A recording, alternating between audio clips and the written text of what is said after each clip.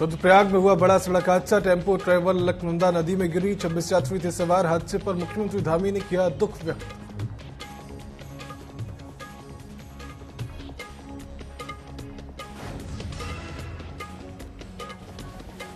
केंद्रीय गृह मंत्री अमित शाह ने रुद्रप्रयाग सड़क हादसे पर जताया दुख। सोशल मीडिया साइट एक्स पर पोस्ट कर केंद्रीय गृह मंत्री ने अपनी संवेदनाएं की प्रकट।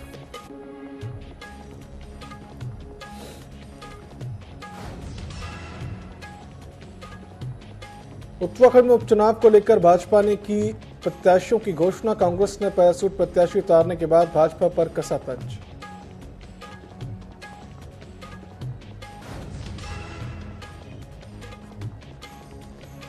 देहरादून में भाजपा प्रदेश कोर कमेटी, लोकसभा चुनाव प्रबंध समिति, चुनाव विस्तारकों समेत वरिष्ठ पार्टी पदाधिकारियों की महत्वपूर्ण धन्यवाद बैठक।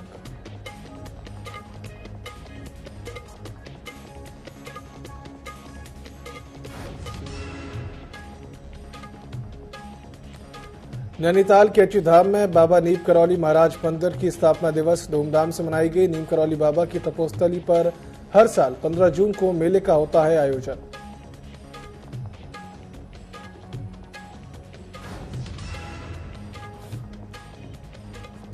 उत्तराखंड में तापमान बढ़ने के साथ ही वनाग्नि की रिकॉर्ड घटनाएं दर्ज। पिछले 24 घंटे वनाग्नि की 1213 घटनाएं। इस वर्ष कुल 653 वन हेक्टेयर जंगल वनाग्नि से हुआ प्रभावित।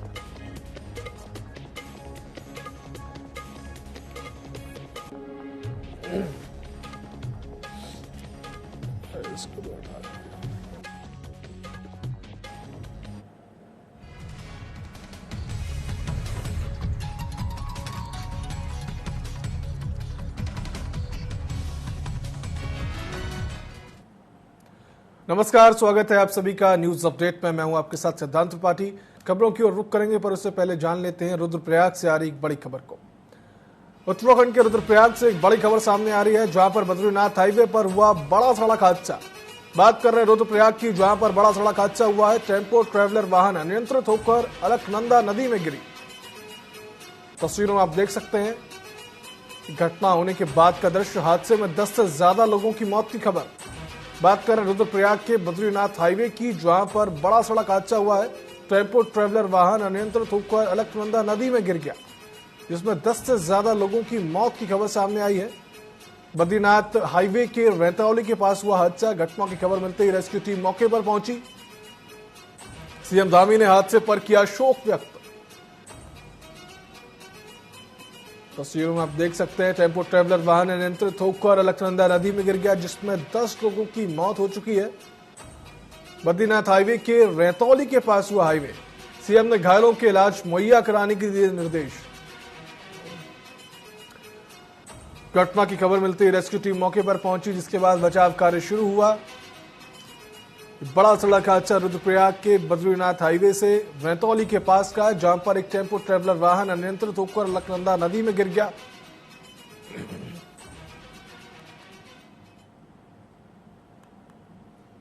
बड़ी खबर की हम बात कर रहे थे, जो कि रुद्रप्रयाग से थी, जहां पर एक टेम्पो ट्रैवलर वाहन अलकनंदा नदी में गिर गया। अब बात करते हैं खबरों की ओर, जहां उत्तराखंड में शनिवार को बद्रीनाथ हाईवे पर एक भीषण सड़क दुर्घटना में अब तक 13 लोगों की मौत हो चुकी है और 13 लोग घायल हैं। मुख्यमंत्री पुष्कर सिंह धामी ने दुर्घटना पर शोक व्यक्त करते हुए कहा कि जो लोग घायल हुए हैं उन्हें बेहतर उपचार मिल सके, इसके लिए अधिकारियों को निर्देशित किया जा चुका है। साथ ही मुख्यमंत्री धामी ने यह भी कहा कि जिलाधिकारी को निर्देश दिए जा चुके हैं कि वे घटना की जांच करें और जो लोग दोषी हैं उनके खिलाफ कार्रवाई करें। इसके साथ ही उन्होंने कहा कि बिनसर अभ्यारण्य में वनाग्नि की घटना को लेकर भी अधिकारियों को सख्त दिशा निर्देश दिए गए हैं।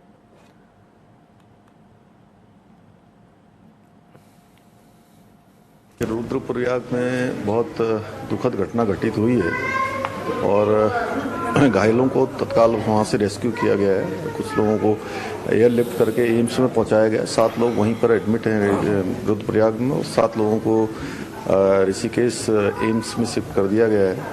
जो भी जरूरी इलाज के लिए जरूरी चीज़ें वो सब की जा रही हैं और हमारा प्रयास है कि जल्दी से जल्दी जो घायल हैं वो ठीक हों और जो हताहत हुए हैं, मैं भगवान से प्रार्थना करता हूँ कि भगवान उनको अपने श्री चरणों में स्थान दे और उनके पारिवारिक जनों को, जो एक बहुत ही असमय ऐसी दुख की घड़ी आई है, इस दुख को सहन करने की शक्ति प्रदान करे। पर्यटन मंत्री सतपाल महाराज की अध्यक्षता में शनिवार को उत्तराखंड पर्यटन विकास परिषद गढ़ी कैंट देहरादून में बैठक हुई। बैठक में वेडिंग डेस्टिनेशन, टेहरी झील निर्माण कार्य समेत गंगोत्री यमुनोत्री के मास्टर प्लान के संबंध में चर्चा की गई है।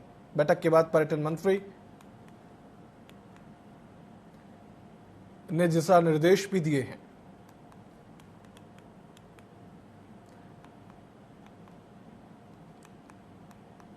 जिसके बाद उन्होंने ये भी बताया कि एडीबी की ओर से टेहरी के विकास के लिए 1294 करोड़ की फंडिंग को मंजूरी दी गई है। इसके तहत टेहरी में 15.7 किलोमीटर पर्यटन सड़क और साइकिलिंग ट्रैक का निर्माण किया जाएगा। इसके साथ ही बैठक में महासू देवता के मास्टर प्लान को भी मंजूरी दी गई है।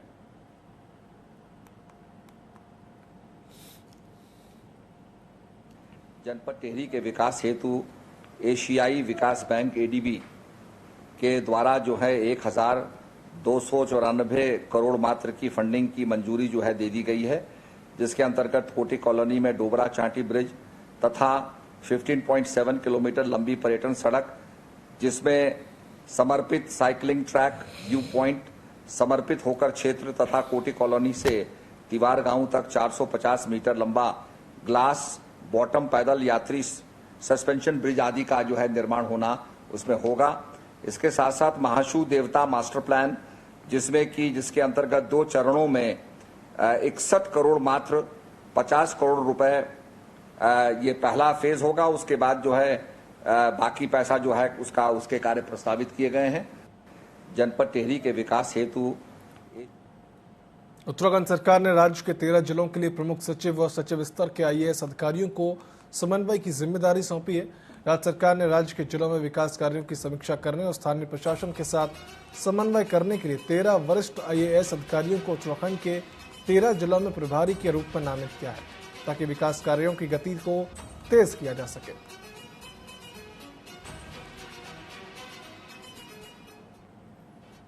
मसूरी में शनिवार को विश्व बुजुर्ग दुर्व्यवहार जागरूकता दिवस मनाया गया, जिसके तहत मसूरी गर्ल्स इंटर कॉलेज और आर्यन भार्गव इंटर कॉलेज के छात्रों ने मसूरी पिक्चर पैलेस चौक से गांधी चौक तक जागरूकता रैली निकाली और लोगों को जागरूक किया।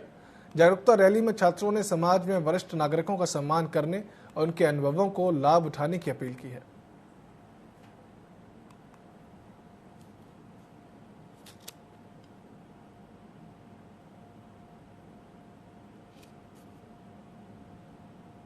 अपने हितों का पूर्ण तरह से संरक्षण करना ये उनका मुख्य उद्देश्य था और इसी को आगे बढ़ाते हुए ये उनको जागरूक किया गया कि किसी भी तरह का उत्पीड़न, एक्सप्लॉयटेशन, दुर्व्यवहार, हिंसा वो अपने पर हो रही है तो उसे सहन न करें। और हम युवाओं को साथ लेकर के जागरूक करने का प्रयत्न करते हैं कि कहीं भी कोई इस तरह की घटना हो रही है तो उसमें दखल दें और उसको रोकने का प्रयास करें। अपने हितों का बेंसर के जंगल में आग लगने से 4 वनकर्मियों की मौत के बाद शासन प्रशासन में हड़कंप मचा हुआ है। दिन भर आला अधिकारियों का आना जाना लग रहा है। देर शाम बेंसर पहुंचे प्रदेश के मुख्य वन संरक्षक ने स्थिति का जायजा लिया। वहीं उन्होंने मृत वनकर्मियों के घर और अंत्येष्टि स्थल पर पहुंचकर परिजनों से मुलाकात की और उन्हें सांत्वना दी। मीडिया से बात करते हुए उन्होंने कहा कि जंगल की आग बुझाने के लिए सेना के हेलीकॉप्टर ने 4 राउंड लगाए हैं। एनडीआरएफ, एसडीआरएफ, वन विभाग सहित पूरा अमला आग बुझाने में जुटा हुआ है। बता दें कि गुरुवार को बेंसर वन्यजीव अभ्यारण्य में आग लगी हुई थी, जिसे बुझाने गए 8 वनकर्मियों में से 4 लोगों की जलकर मौत हो गई।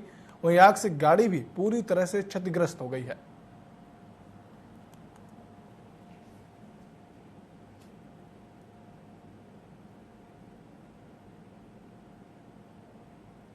जो घटना हुई उस साइड पे जा रहा हूँ मैं देखने, और बाकी आज हमारे जो लोग इसमें दिवंगत हुए, एक की अंत्येष्टि में गया था मैं और एक के परिवारजनों से मिल के आ रहा हूँ। तो बहुत ही दुखद और भयावह घटना थी, ये हादसा था। लेकिन मौसम के कारण शायद वो उतना प्रयास नहीं कर पाया जितना कर सकता था, क्योंकि लगातार धुआं भी उठ रहा था और गर्म हवाएं भी चल रही थी। लेकिन फिर भी कुछ किया है उन्होंने, जिससे थोड़ी मदद तो हुई है। साथ में एनडीआरएफ भी की टीम भी लगी है और हमारे लोग भी लगे हैं लगातार। उत्तराखंड में ग्राहकों के साथ ठगी करने वालों के खिलाफ विभाग सख्त कार्रवाई कर रहा है।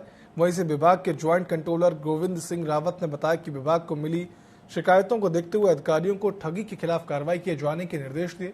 वहीं उन्होंने बताया कि विभाग ने अब तक 174 निरीक्षण किए हैं, जिसमें 125 मामले दर्ज किए गए हैं।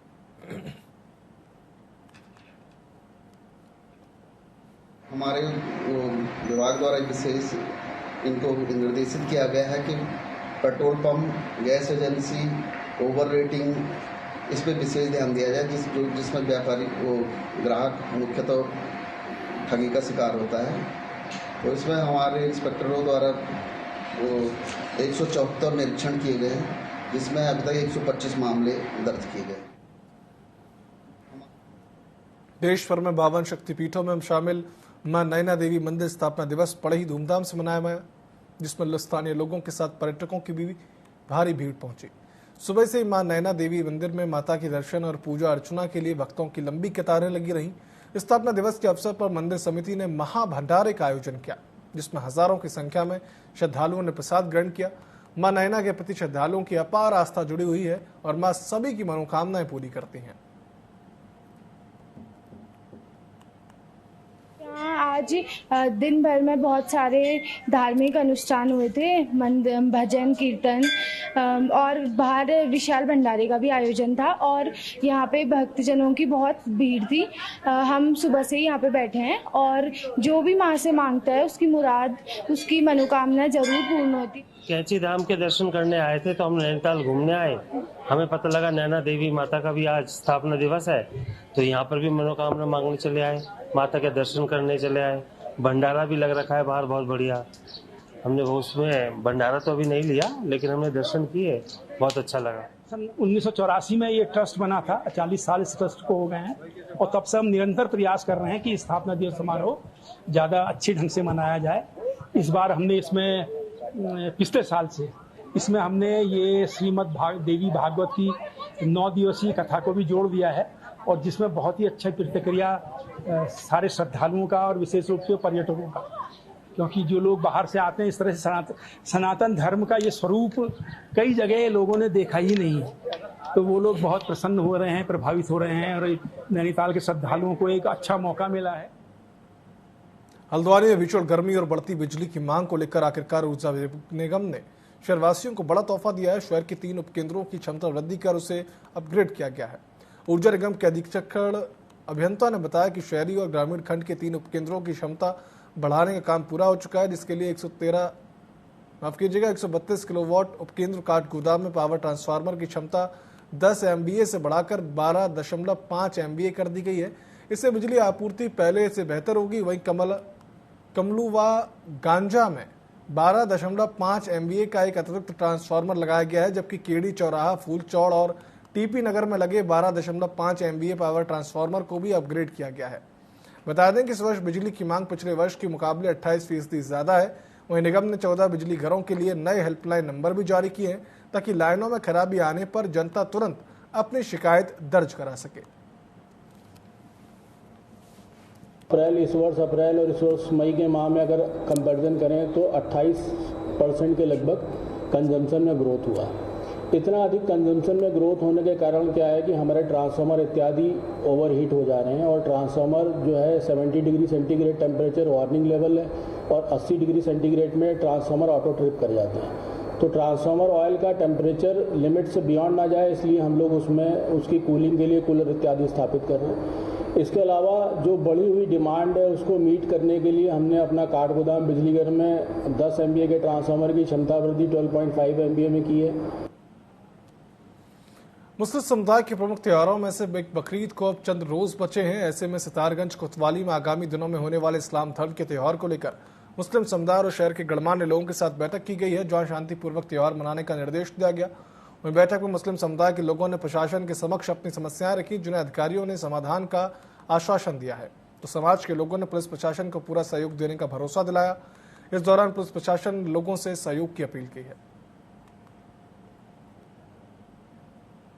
यहाँ के जितने भी बाशिंदा हैं वो आपस में मोहब्बत से रहें, प्यार से रहें, ताकि हम आगे चलकर अपने हिंदुस्तान की हर रीत को अपना सकें और लोगों को एक खुशी का पैगाम दे सकें। आज ईद के मौके पर मैं और क्षेत्र के तमाम मुस्लिम समाज की तरफ से तमाम लोगों को इस ईद पे कुर्बानी की मुबारकबाद पेश करता हूँ और सबसे अपील करता हूँ कि अपनों सुकून के साथ ये त्योहार मनाया जाए। उत्तराखंड में तापमान बढ़ने के साथ ही जंगलों में आग लगने के रिकॉर्ड की घटनाएं भी दर्ज की गई हैं। अपर मुख्य वन संरक्षक ने बताया कि 10 जून के बाद से जंगल में आग लगने की घटनाएं बढ़ी हैं। वहीं पिछले 24 घंटों में राज्य भर के जंगलों में आग लगने की 1213 घटनाएं सामने आई, जबकि इस साल अब तक कुल 653 हेक्टेयर जंगल आग से प्रभावित हो चुका है। इसलिए वन विभाग ने राज्य भर में 1438 क्रूज स्टेशनों में कर्मचारियों को तैनात किया है, जिसके चलते सूचना मिलते वन विभाग की टीम तत्वरत कार्रवाई कर आग को रोकने का प्रयास कर रही है। बता दें कि वर्ष 2022 के बाद से जंगल में आग की घटनाएं कम दर्ज की गई थी।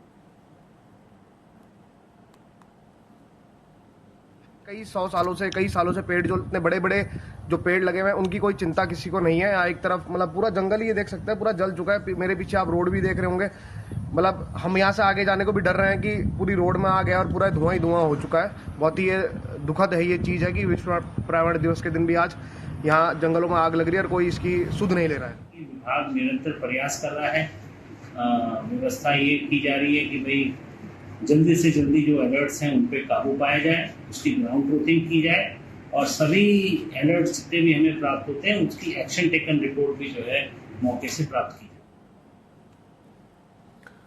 अल्मोड़ा के उद्यान विभाग में पौधा खरीद मामले में हुए घोटाले को लेकर कांग्रेस कार्यकर्ताओं ने धामी सरकार मंत्री गणेश जोशी का पुतला फूंकते हुए जमकर नारेबाजी की है। कार्यकर्ताओं का कहना है कि राज्य सरकार ने मामले को दबाने की कोशिश की, सीबीआई जांच की गई तो पता चला कि सरकार एक कंपनी को फायदा पहुंचाने के लिए करोड़ों रुपए की बंदरबाट कर रही है। वहीं कांग्रेस कार्यकर्ताओं ने मंत्री गणेश जोशी से इस्तीफे की मांग की है।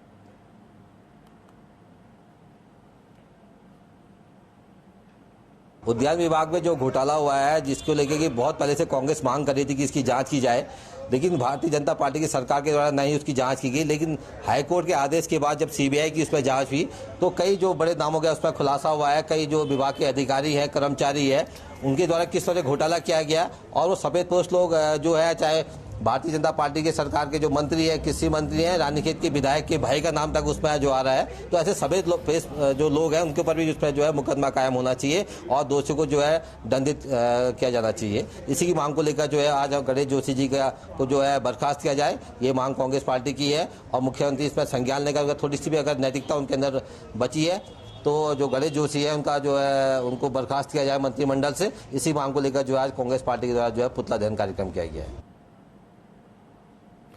उत्तराखंड में बढ़ते तापमान के साथ साथ वनाग्नि की रिकॉर्ड घटनाएं दर्ज की गई हैं, जिसमें बीते 24 घंटे में वनाग्नि की 1213 घटनाएं सामने आई। इसे लेकर अपर प्रमुख वन संरक्षक निशांत वर्मा ने बताया कि 10 जून से वनाग्नि की घटनाओं में वृद्धि हुई है। वहीं साल में अब तक कुल 653 वन हेक्टेयर जलकर वनाग्नि से प्रभावित हुआ है, जिस पर वन विभाग की टीम तत्काल कार्रवाई कर रोकथाम में जुटी हुई है।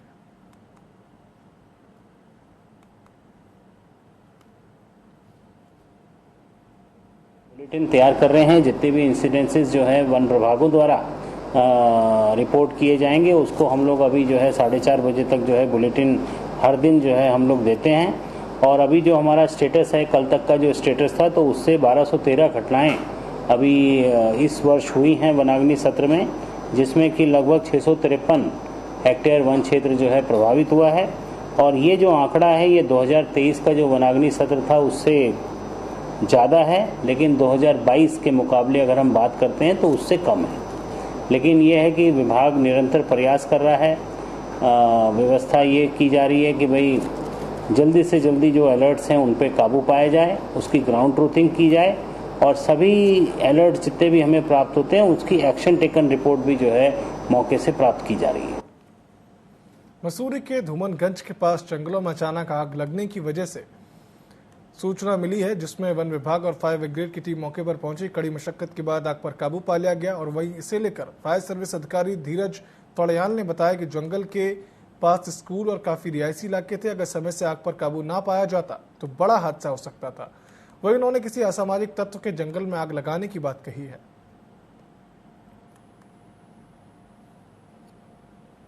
अभी आग की जैसे सूचना मिली, हमने तुरंत एक गाड़ी को भेजा और गाड़ी को हमने क्या नाम है इसका, ये कंपनी गाड़ी वाले इधर के रास्ते से भेजा। उधर इतना जाम था कि बहुत बुरी, तब हम दूसरी गाड़ी को हमने एक स्प्रिंग रोड से आए, लेकिन जाम में फंसने के कारण आधे घंटे से ज़्यादा हमारे को यहाँ पे आने में लग गया। जाम खुलवाते बहुत मुश्किल से, और अब ये जंगल की जो आग थी इसको हमने धीरे धीरे करके अब काबू में कर लिया गया।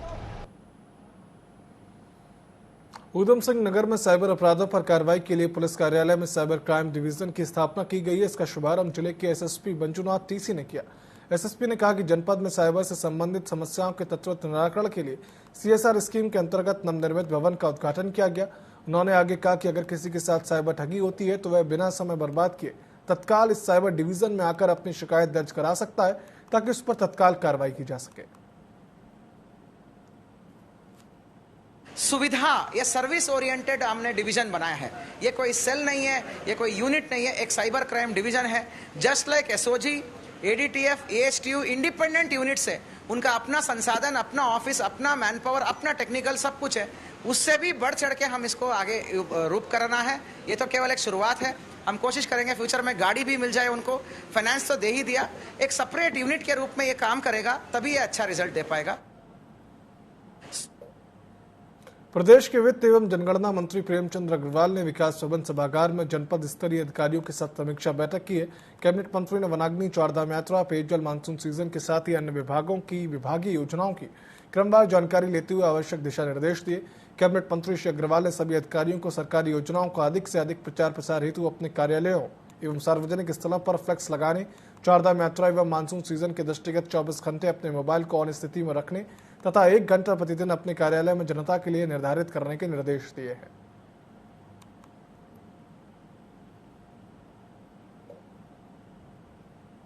टाइम डिवीजन करिए ताकि जनता को भी दिक्कत ना हो। जो आप काम कर रहे हैं या जो आपके पास काम है उसके फ्लैक्स जगह रखें ताकि जनता को उससे भी पता चले कि उनसे सरकार की कौन कौन सी योजना है जिनका उनको लाभ मिल सकता है फ्लैक्स के माध्यम से पढ़ सकें। न्यूज अपडेट फिलहाल इतना ही। आप देखते रहिए TV24। नमस्कार।